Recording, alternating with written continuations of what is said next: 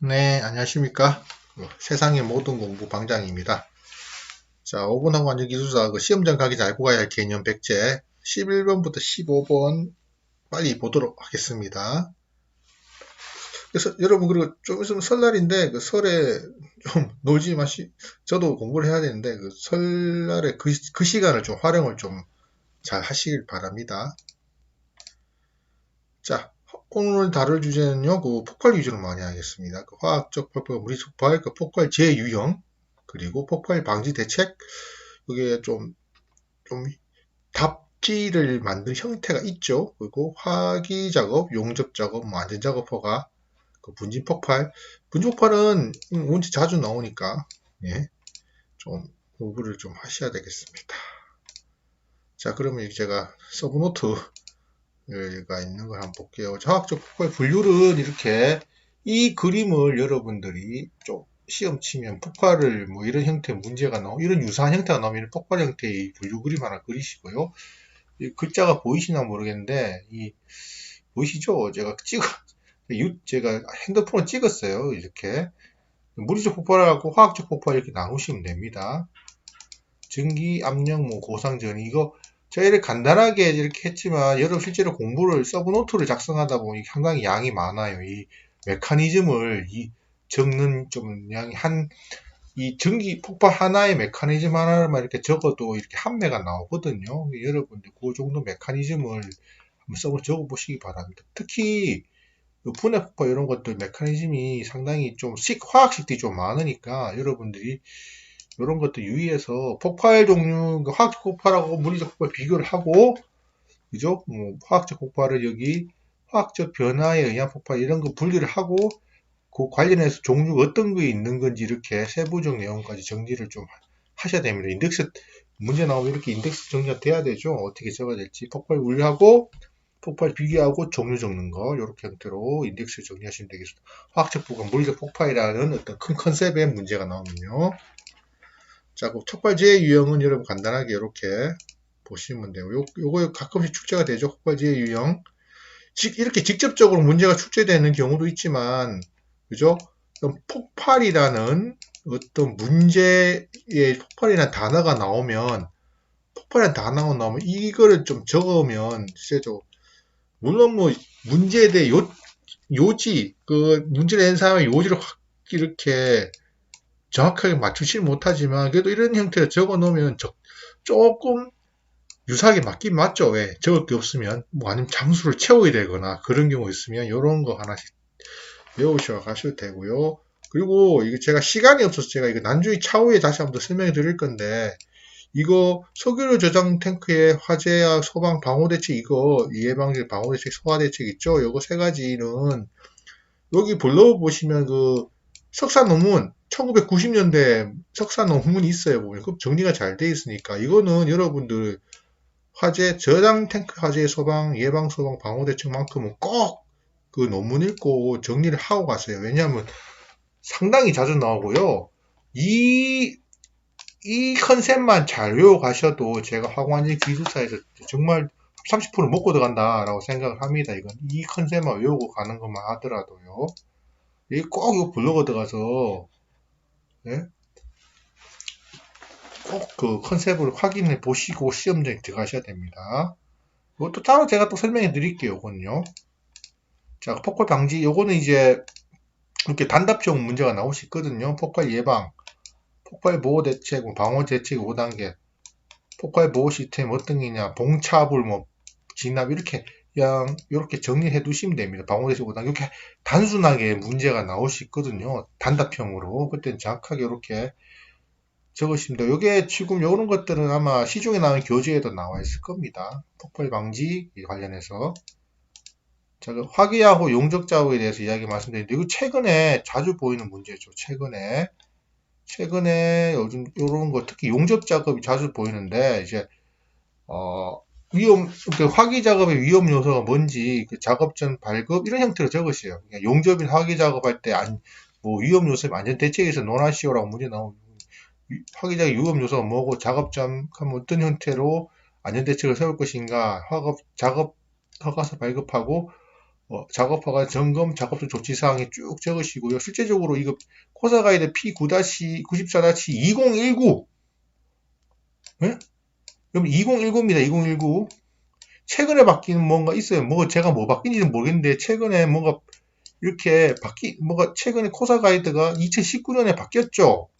상당히 중요합니다. 여러분 이런 거 요 가이드는 좀 찾아보라는 거죠. 그죠?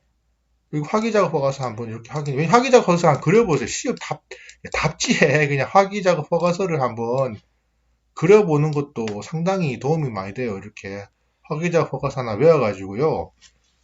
이렇게 뭐 하나를 그려보세요. 그것도 상당히 중요하죠. 특히 여기서 여기 특히 어떤 부분이 중요하냐면 여기 안전조치 요구사항들 그죠? 이런 것들 이런 것들 이런 것 좀 외워두시면 상당히 점수를 잘 받으실 겁니다. 그리고요, 제가 이 용접 작업이라 해서 문제가 좀 나오죠. 용접 작업 문제가 자주 출제돼요. 용접 불티의 특성이라든가, 재해 대책이라든가, 이런 위험 요인 이런 것들도 한번 검토를 해보고 가세요. 이렇게. 왜냐하면 이게 출제가 좀 됐어요. 용접 비상 불티 관련해서 특성이라든가 대책 이런 것들 그러니까 요 부분을 좀 용접과에서 좀 이렇게 용접과에서 문제가 제가 출제가 좀 꽤 됐다는 걸 제가 알고 최근 해가지고요. 그래서 최근에 2019년, 18년도 기출 문제 보시면 용접 관련해서 좀 문제가 나와서 내가 갑자기 기회가 안 나는데 용접 관련해서 여러분들 좀 기출 문제 확인해 보시고 기출을 확인해 보시고 2019년부터 2018년 요 사이에 용접 관련해서 기출 문제가 나오는 거 확인해 보고 가십시오. 왜냐하면 왜 그러냐면 최근에 그 산업안전보건 개정이 됐죠. 개정된 산업안전보건법에 보면 이게 산업안전보건 기출에 보면 214조기 화재 감시자라는 생겼죠. 화재 감시자. 작년 시험 문제 화재 감시자가 나왔었어요. 그죠? 그러니까 화재 위험을 감시하고 화재 발생 사업장 내 근로자의 대피 유도한 업무만 담당한 화재 감시자입니다. 그리고 산업을 보면 203도 가스 용접 등의 작업에 대해 주의할 사항들도 확인해 보시고요. 용접을 제가 좀 강조를 했죠. 왜냐하면 최근에 이 문제가 보이다 보니까요. 자, 분진폭발 언제 중요하다 보니까 분진폭발 흡분, 혼연, 이런 메커니즘을 꼭 외워가세요. 흡열, 분해, 열분해됐죠. 가연성 기체가 발생했죠. 다시 가연성계 주위 공기 혼합돼서 가연성 혼합기가 되고, 다시 점화원에서 바닥에서 산행이 전파되고, 1차 폭발, 2차 폭발 된다. 이런 메커니즘은 꼭 외워가세요. 흡열, 분해, 혼합. 이거 원체 중요하신 말씀드릴게요. 흡열, 분해, 혼합, 연소, 1차, 2차 폭발. 이렇게 여러분들 꼭 외우고 가시기 바랍니다. 이거는요. 찾아보세요. 시중 교재에 분주권 메커니즘 원체 잘 나와 있다 보니까 메커니즘만큼이 아니라 좀 보고 가시고요.